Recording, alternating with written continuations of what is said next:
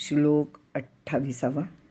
समं पश्यन्नि सर्वत्र समवस्थितमीश्वरं न हीनस्यात्मनात्मानं ततो याति परांगतिम्.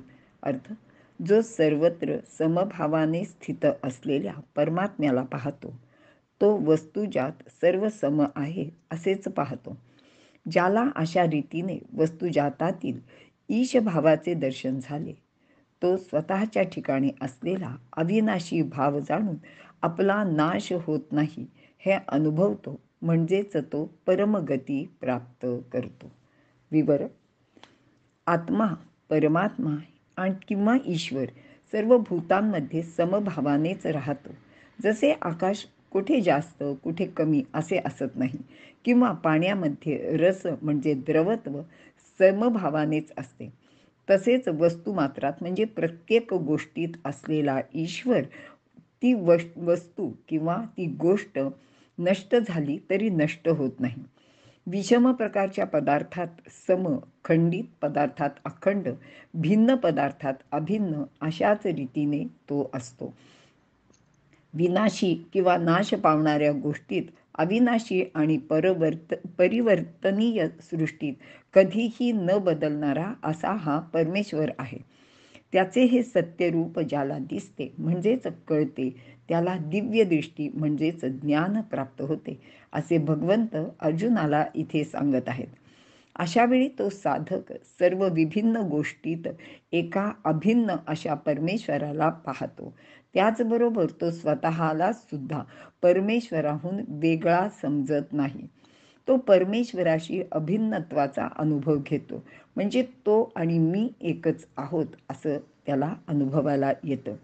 आपल्या आत्म्याला त्याचे ठिकाणी अनुभवतो. त्याचे ठिकाणी म्हणजे आपल्या आत्म्याला त्याचे ठिकाणी म्हणजे परमेश्वराच्या ठिकाणी अनुभवतो, किंवा स्वतःच त्याचाच अंश आहे असाही अनुभव तो घेऊ शकतो आणि भगवंताप्रमाणे अजर व अमर होतो.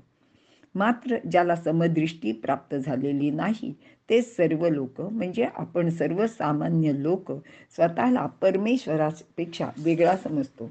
एवढेच नाही तर तो परमेश्वर कोणीतरी खूप मोठा खूप श्रेष्ठ आहे असे समजून स्वतःला आपण त्याच्यापेक्षा खूपच कमी लेखतो.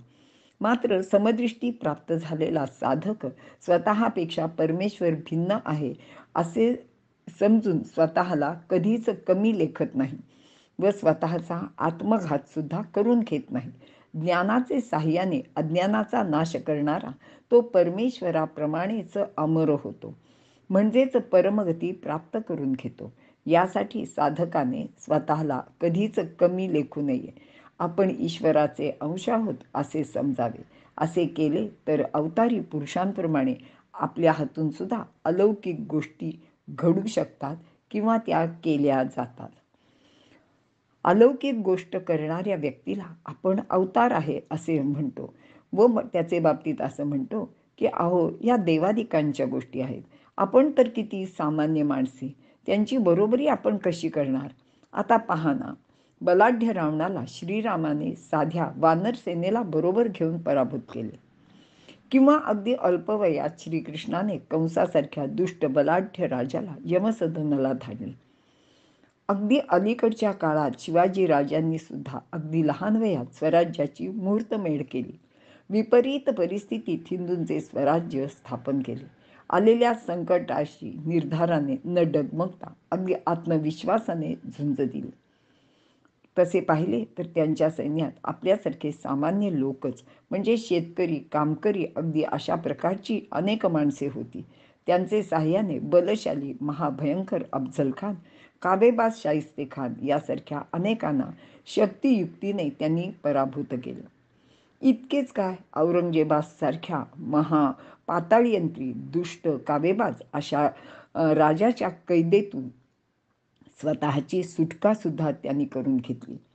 हा प्रसंग तर वासुदेवाने कंसाचे तुरुंगातून नवजात श्रीकृष्णाला गोकुळात जसे सुखरूप नेले त्याच प्रसंगाची आपल्याला आठवण करून देणार आहे. आता अशा वेळी आपण महाराजांना शिवाचा अवतार समजू लागलो आहोत, पण त्यांनी जे केले ते आपल्याला कसे जमणार असे म्हणतो. अहो, ते महाराज होते, ते किती मोठे होते, त्यांची गोष्ट कुठे, असं सगळं आपण म्हणायला लागतो.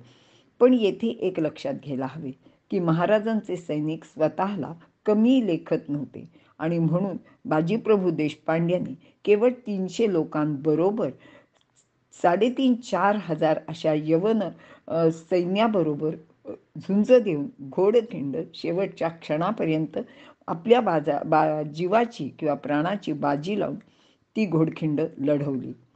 याचप्रमाणे साधकाने ज्ञान प्राप्त करण्यासाठी प्रयत्नांची पराकाष्ठा करावी, स्वतःला कधीच कमी लेखू नये.